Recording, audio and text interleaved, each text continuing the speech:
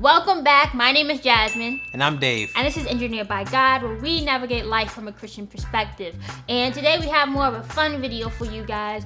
We recently saw a video that Monique posted about women wearing bonnets in the airport and her feelings about it. And as we began to walk through the airport, I saw so many, actually too many to count and too many for me to tap.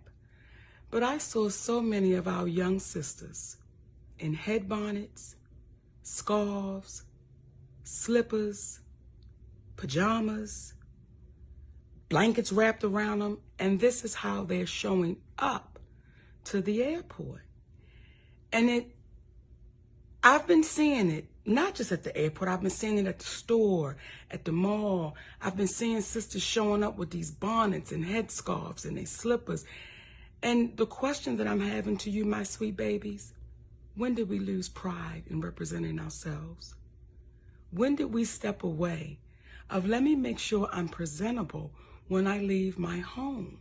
So we felt like we'll talk about our feelings about it. So let's lay out some groundwork. I think we all have beauty standards that we either intentionally or unintentionally uphold upon other people. These standards have been taught to us whether through the society that we've grown up in or our family upbringing, maybe the time era that we grew up in.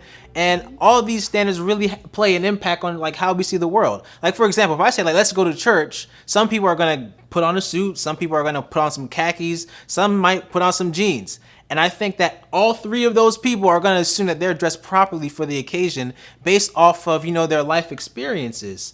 And if we're not careful, we can assume that the other people, are dressed incorrectly because they aren't wearing, a suit and tie. Another point too is that as Black people, oftentimes we feel that the way other Black people carry or dress is a representation both on us and all Black people around us at times. Yeah, and I agree with that. And I think an example of this is when we were in college, we were involved in an organization called NSBE, National Society of Black Engineers. And part of our part of our thing was always pressing into people how to properly dress for a career fair. And so when we were at a career fair and we saw someone else and they weren't Black, and we saw them and maybe they were dressed, and we were wow. That's how they feel like they can dress that way. And maybe we feel like, dang, we can't even dress that way. But if we saw someone else who was Black, it's oh no, we need to pull them aside and we need to tell them you need to iron your shirt. You need to do this. You need to do that, because we felt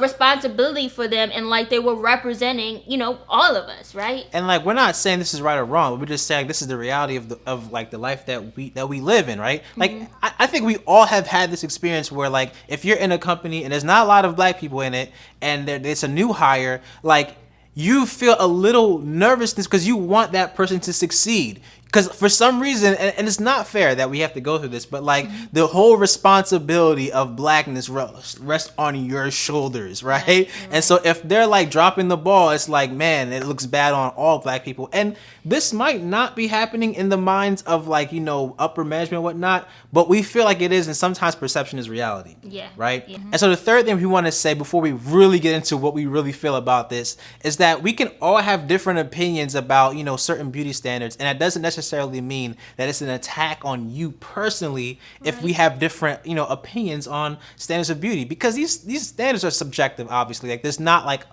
an objective law that says you have to look a certain way to have value to who you are. And even though your mom might think so, that's not true.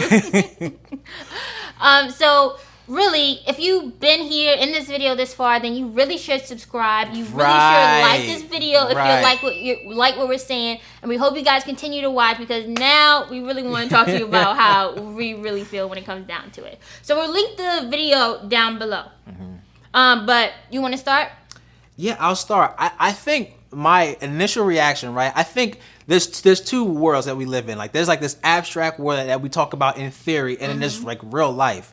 In theory, I guess I would disagree with Monique and hey, someone just because they're not dressed with nicely going to the airport, or they're wearing a bonnet or a headscarf or whatever it is, doesn't necessarily mean they don't have pride in themselves, or like they're not upholding a certain level as a queen or whatever that is. And so like, yeah, I would push back like in theory, but in real life, that's not how I live.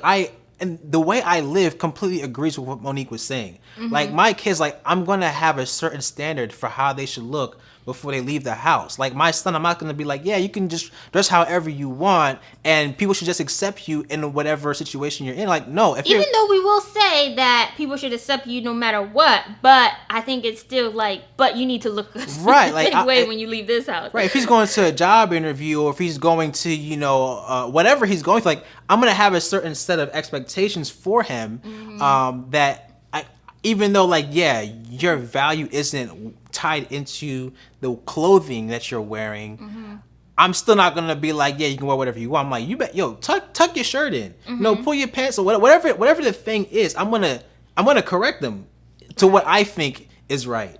So like, if I push back at Monique, it's like in theory, but in reality, I'd be being a hypocrite, because that's not how I actually live my life. Right, and I basically agree with what you're saying. Like, I would push back in theory, but I wouldn't go out that way. Yeah. And like, so specifically for me, I think about, my mom and my grandparents, right? And what was acceptable to them. And I'm going to talk specifically about like bonnets at this point. And I know, because my mom has told me this, that her mom was more so on the sense like, when you wake up and you decide to wake up in the morning and decide to come downstairs to join the family, if you have a scarf on, bonnet on, you basically make yourself presentable to come downstairs with the rest of the family. You don't have to like get dressed and all that, but your bonnet comes off, you brush your teeth, you wash your face. You don't just roll out of bed and come downstairs looking any old kind of way, right?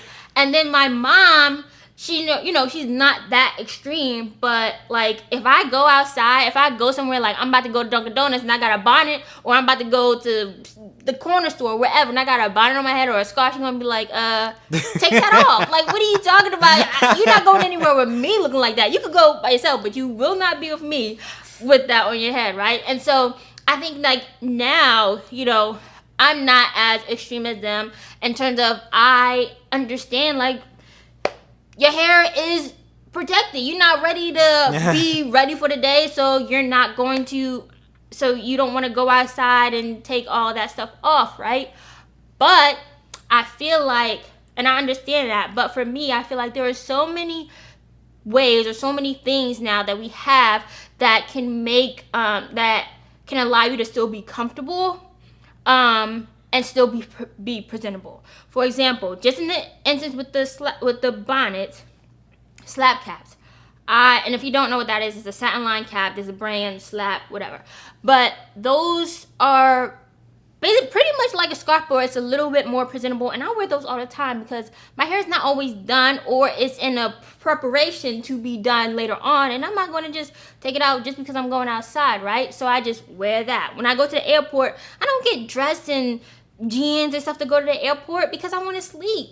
So I have on leggings. I have on a comfortable shirt, a hoodie, so I can, layer up if I get cold. My portable blanket that I pull out. I don't walk around with a big old pillow around my, in my arm. And like, people who do that, fine, all power to you. But for me, like, I'm not going outside in slippers. I'm not doing those things because to me personally, based on how I grew up, like that just is a little too comfortable for outside of my house. And I think the challenge is like, these standards change over time. Like the way your grandma was, and the way your mom is, the way you are, and if we have a daughter, like those things are changing. Like when I think about something like leggings, like there was a time period where like wearing leggings was like, that's kind of like that's how you're gonna leave the house.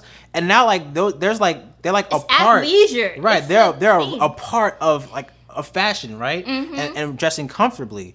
And so like I think for us, the challenge is definitely going to be, I guess, our kids like grow older, is like having our mindset on what was acceptable when we were kids and versus what acceptable for them when they're kids. Like, because obviously our grandparents and us, we've had two very different ideas of what fashion is. Like, remember when skinny jeans first came out? And it's like now, like almost like hard to find dudes that aren't skinny nowadays. You know what I mean? Like, and so like that's definitely gonna change over time. But I will be a hypocrite if I say, yeah, Monique is completely off base, because that's how I live. You know, that's what I'm probably gonna end up doing, even unintentionally. Yeah. Yeah. And I feel like this whole kind of sense, honestly, I feel like it's very universal, and probably for other cultures too, but I feel like it's very universal where you feel, to the black culture, where you feel like you need to have pride in how you look. You need to present yourself a certain way, because if you present yourself in a different way from that, then it seems like you don't have pride, about yourself and all those things. You make your family look bad, those type of things. And I feel like that is definitely something that I know that a lot of black people have experienced growing up. And the thing is, I think it transcends different even ethnicities of black people: African American, Caribbean, African. Like, I feel like that may be something that we all can agree that our parents have told us, like our parents have expressed to us, right? And so I think that obviously she's from a different generation, so of course she's going to have these strong opinions. It just makes sense. Those are the same kind of opinions that other people have. And I want to circle back to the point we made about people can have different opinions, and it doesn't mean it's a personal attack.